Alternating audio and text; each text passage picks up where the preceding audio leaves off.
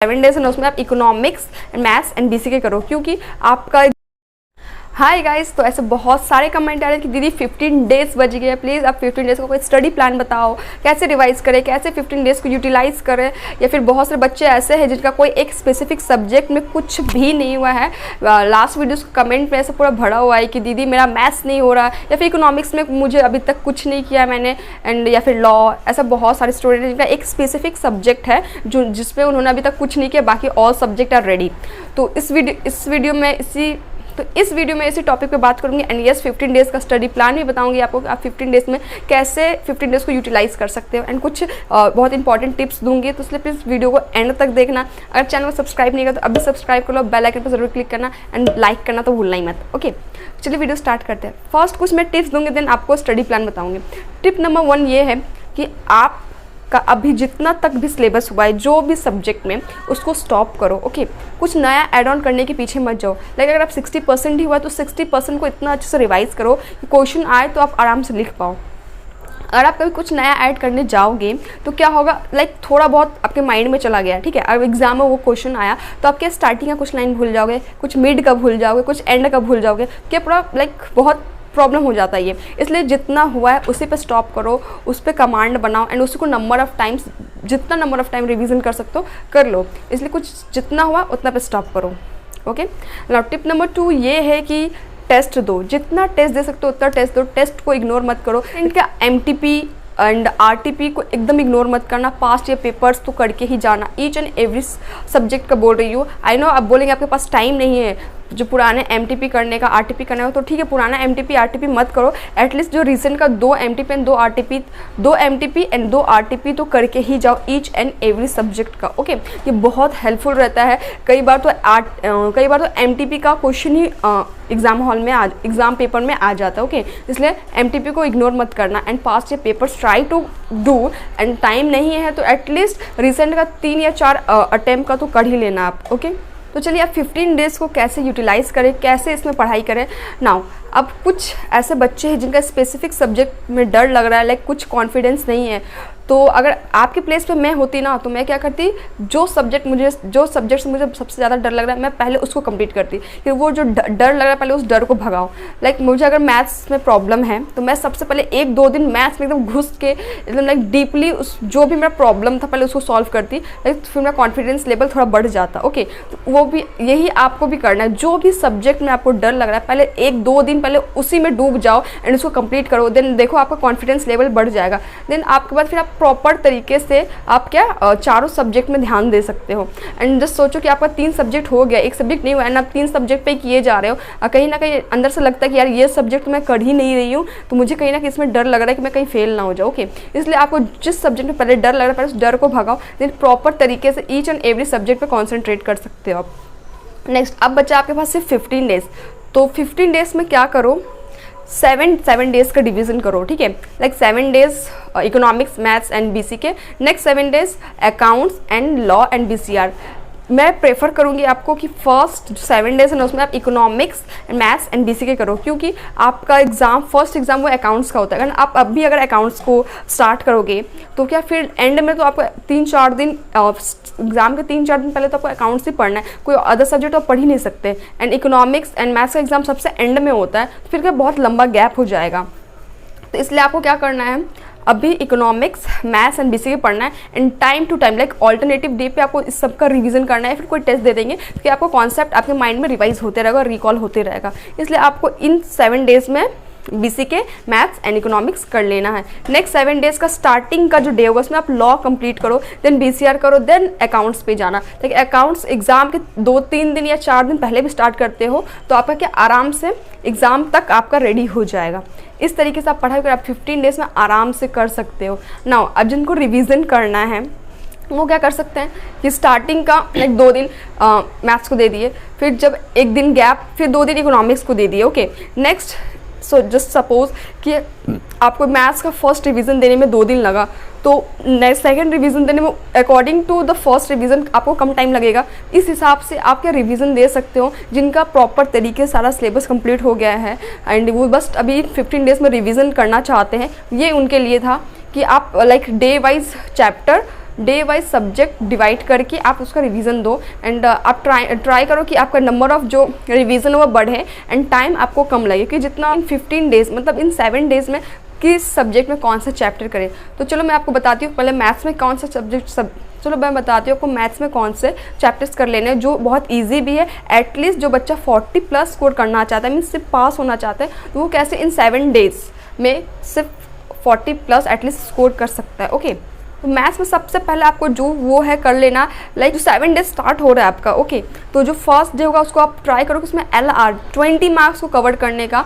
Like suppose कि आपको अगर 40 मार्क्स स्कोर करना है, एटलीस्ट 40 मार्क्स स्कोर करना है, तो फर्स्ट डे में ही आपका 20 मार्क्स क्या होगा, कवर अप हो जाएगा एंड 20 मार्क्स आपका सिक्योर हो जाएगा। 20 नहीं तो एटलीस्ट चलो ठीक है मान लेते हैं कुछ रॉन्ग हो जाता है, एटलीस्ट 15 तो आप स्कोर कर ही पाओगे।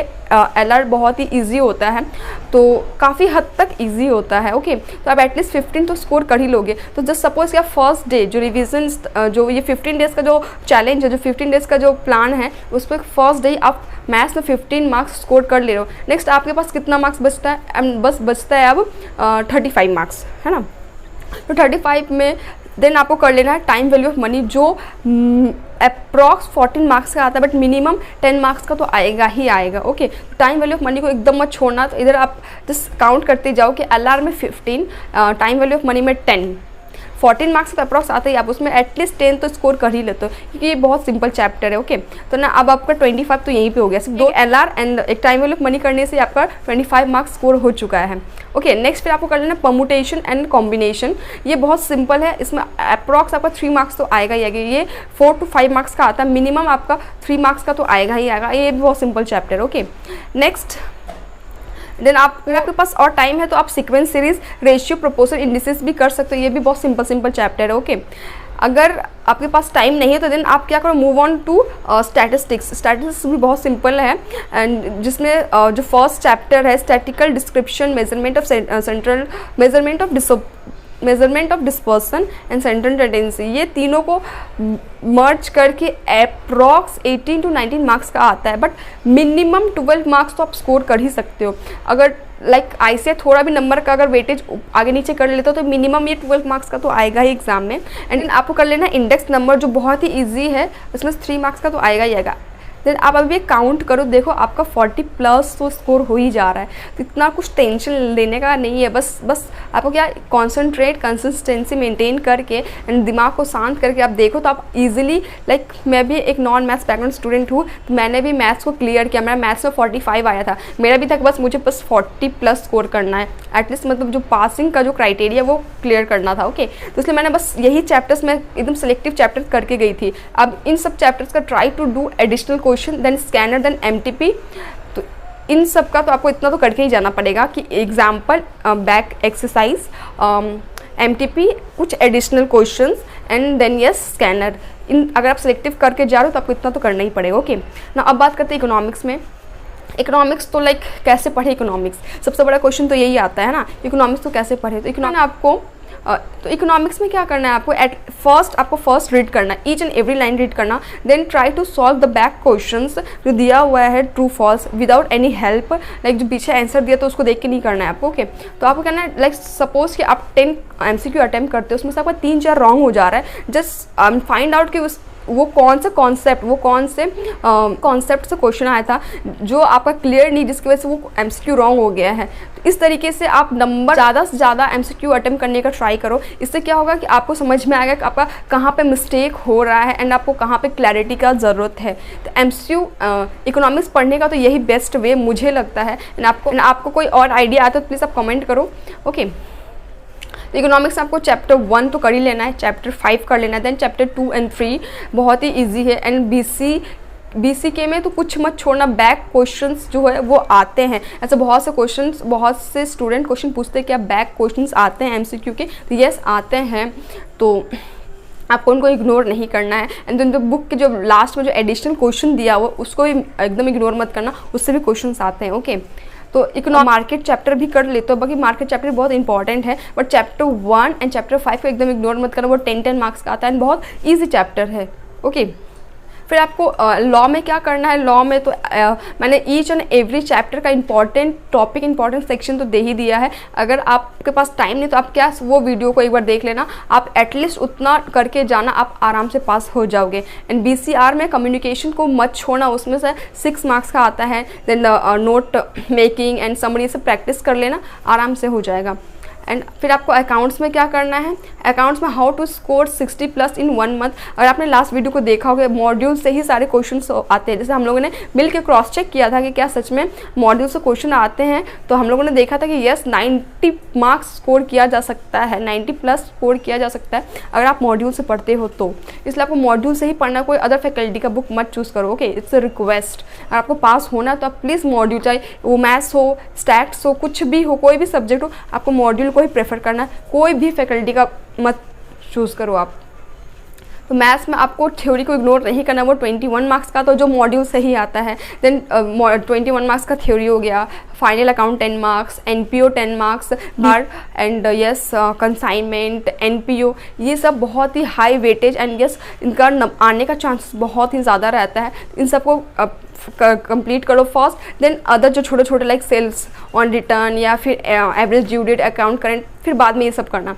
फर्स्ट जो बहुत बड़े बड़े चैप्टर हैं एंड जिनका वेटेज हाई है, आप पहले उनको करो। ओके, आई होप कि आपको समझ में आ गया होगा आपको 15 डेज में क्या करना है। अगर कुछ समझ में नहीं आ रहा है तो कमेंट करो, जानना है इनमें डिटेल भी कि हाँ कौन से सब्जेक्ट में कौन से चैप्टर करना है, कितना वेटेज का आता है। तो मेरे लास्ट वीडियोस को देख लो, मैंने एक प्लेलिस्ट बना रखा है कि 1 month how to score 300+ in 1 month, या फिर जिनको सिर्फ पास होना उनका भी एक अलग वीडियो बना रखा है। प्लीज़ गो एंड वॉच, आपका सारे डाउट्स क्लियर हो जाएंगे।